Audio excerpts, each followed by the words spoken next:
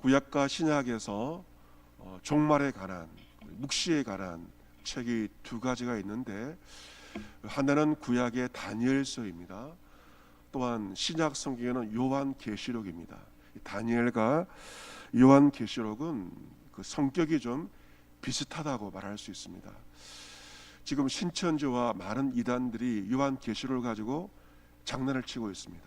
자기 마음대로 궤변을 내려놓고 사람들은 거기에 빠지게 만듭니다.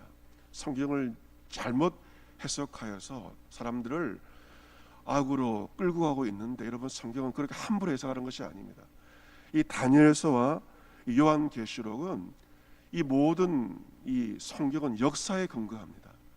역사를 잘 이해를 하고 성경을 풀어야지, 역사를 무시하고 자기 마음대로 풀다 보면 거기서 이단이 생기고 삼단이 생기는 거죠.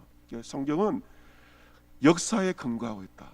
역사를 초월하지만 역사에 근거해서 모든 계시가 임하게 됐다는 것을 알아야만 우리가 잘못된 성경 해석의 오류에 빠지게 되는 것입니다. 그래서 이 다니엘서를 보시면, 이 다니엘서 오늘 8장 1절에 보시면 나 다니엘에게 처음에 나타난 환상이라고 되어 있지 않습니까? 7장에 보면 이제 처음 환상을 이제 보게 됩니다. 자, 이 다니엘이 처음 꾼 꿈은 짐승, 그죠? 얼마의 짐승이었습니까? 4종류의 짐승에 대해서 꿈을 꾸게 됩니다. 심하게 물기를 치른 네 바다에서 무시무시한 네 짐승이 솟아오르는 그런 꿈을 꾸게 되었죠. 첫 번째 짐승의 모양, 어떤 모양이었습니까? 사자와 비슷하였고, 그 다음에는 곰과 비슷하였고, 표범과 비슷하였고, 마지막 네 번째 동물은 형용할 수 없는 무시무시한 그러한 동물의 짐승의 꿈을 꾸게 됩니다. 이 네 종류의 짐승은 그 당시의 나라들을 상징을 하고 있습니다. 제가 말씀을 드린 것처럼 바벨론 제국, 바벨론 벨사사왕 할 때 꿈을 꿨지 않았습니까? 그래서 첫 짐승은 바벨론 제국을 말하고 있고, 두 번째 짐승은 바로 페르시아 제국, 그리고 세 번째는 헬라 제국, 그리고 마지막 짐승은 로마 제국. 이 로마 제국 때 예수님이 태어나셨는데, 바벨론부터 페르시아, 헬라 제국, 로마 이르기까지 우리가 성경을 보려면 그 당시 역사를 잘 이해해야만 성경을 정확하게 이해할 수가 있습니다. 같이 보겠습니다. 바벨론, 페르시아, 헬라, 로마. 여러분께 이 네 나라를 잘 기억하셔야만 세계사를 알 수가 있고 성경을 정확하게 이해할 수가 있는 것이죠. 지금도 나라를 동물의 이미지로 생각하기도 합니다. 미국 하면 어떤 동물이 떠오릅니까? 독수리가 떠오르죠. 미국은 독수리, 영국은 불독. 영국의 나라의 국견이 바로 불독입니다. 그리고 프랑스는 수탉으로 나라를 표현하는데, 그래서 그 당시의 네 나라를 네 종류의 짐승으로 보는 그 꿈을 다니엘이 꾸게 되었던 것이죠. 근데 그로부터 2년이 지나게 되었고, 다니엘이 또 다른 꿈을 이제 꾸게 됩니다.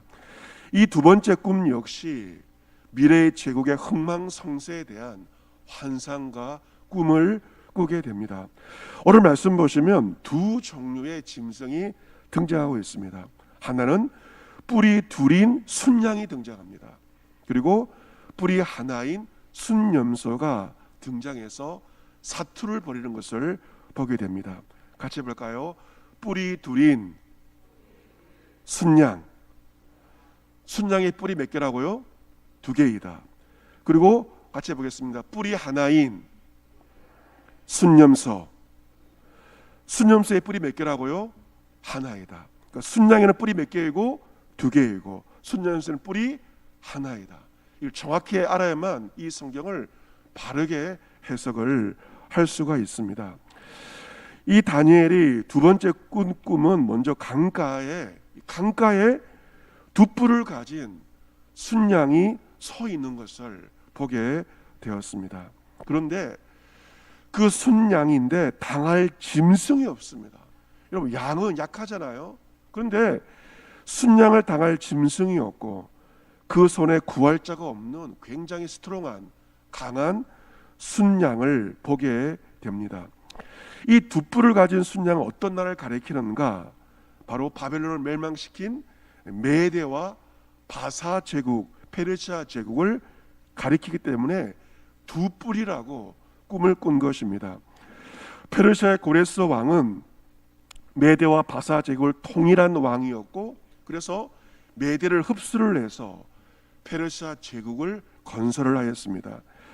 주전 539년 페르시아의 고레스 왕이 전투도 없이 바벨론 제국을 패배시키고, 그리고 바벨론 제국을 종식시키고 새로운 제국의 강자가 되었고, 이 페르시아 제국이 200년 동안 고대 지방을 다스리게 되었습니다. 그래서 이 다니엘서도 바로 바벨론과 페르시아 제국을 근거로 해서 이 다니엘서가 쓰여지게 되었습니다. 그래서 두 뿔 가진 순양이 메대와 바사 제국을 가리킨다면, 그런데 그 다음에 또 다른 짐승이 등장합니다. 바로 뿔이 몇 개라고 그랬어요? 염소가 뿔이 하나인 염소가 등장합니다. 본문 5절 말씀을 읽어보겠습니다. 여러분 성경을 집중해서 잘 보셔야만 성경을 바르게 해석할 수가 있습니다. 8장 5절 같이 읽습니다. 시작. 내가 생각할 때 한 순염소가 저쪽에서부터 와서 온 지면에 두루 다니며 땅에 닿지 아니하되 그 염소의 두 눈 사이에는 현저한 뿔이 있더라. 아멘. 한 순염소가 어디부터 왔습니까? 서쪽에서부터 왔습니다. 그리고 온 지면에 두루 다니되 땅에 닿지 않는 신비한 모습이죠. 땅에 닿지 않는 모습입니다. 날아다니는 거죠. 그리고 염소의 두 눈 사이에 뭐가 있습니까? 현저한 뿔이 있는 참 신기한 모양의 그러한 순염소를 보게 됩니다. 이 순염소는 바로 그리스 제국을 건설한 알렉산더 대왕, 세계 3대 정복자인 알렉산더 대왕을 가리킵니다. 알렉산더 대왕은 주전 333년부터 323년까지 약 10년 동안 중동 지방을 석권하고 세계를 통치하였고 페르시아 제국을 무너뜨린 그러한 정복자였던 것이죠. 그래서 새로운 제국이 등장을 하게 되고 6절부터 7절까지 보시면 이제 순양과, 이 순양은 뭐라 그랬습니까? 페르시아 제국. 순염소는 뭐라 그랬습니까? 헬라 제국. 이 순양과 순염소 사이에 사투가, 정말 치열한 전투가 벌어지게 됩니다. 6절 7절에 사실적으로 묘사를 하고 있습니다. 그런데 뿔이 둘인 순양과 뿔이 하나인 순염 사이에서 누가 이겼는가? 바로 뿔이 하나인 순염소가 이기게 되었다. 이것은 바로 헬라 제국이 페르시아 제국을 이기게 된 것입니다. 이제 그 다음에 8절에 그 싸움의 결과 어떤 모습이 이루어졌는가? 8절에 보시면 순염소가 스스로 심히 강다에 가더니 강성할 때 그 큰 뿔이 꺾이고 그 대신에 현저한 뿔 넷이 하늘 사방을 향하여 났다라고 기록되어 있죠. 이제 그 싸움에 이겼기 때문에 순염소가 얼마나 자랑했겠습니까? 심히 강대하여 갔는데 그 강성할 때 갑자기 그 큰 뿔이 꺾여지게 되고 그 후에 대신에 현저한 뿔 넷이 나게 되는 그러한 꿈을 꾸게 되었습니다. 역사적으로 보시면 주전 323년 알렉산더는 그의 권력의 최고조에 달했을 때 얼마나 승승장구했겠습니까? 그런데 30대의 나이에 알렉산더 대왕은 요절을 하고 맙니다. 죽기 직전에 그는 자신의 거대한 제국을 충성스러운 4명의 부하에게 다 제국을 나누어 줍니다. 그래서 그 4명의 부하가 이후에 헬라 제국을 지배합니다. 알렉산더 대왕이 죽은 다음에 헬라 제국은 한 사람이 아니라 4명이 분할 통치를 하게 되고 4개의 왕조가 세워지게 됩니다. 유다가 처음에는 프롤레마이어스 왕조의 지배를 받다가 나중에는 셀루쿠스 왕조의 지배를 받게 됩니다.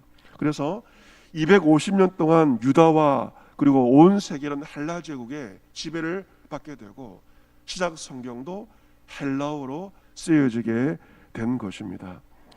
그 250년의 시간이 유대인들은 심한 고난의 시간을 보내게 되었습니다.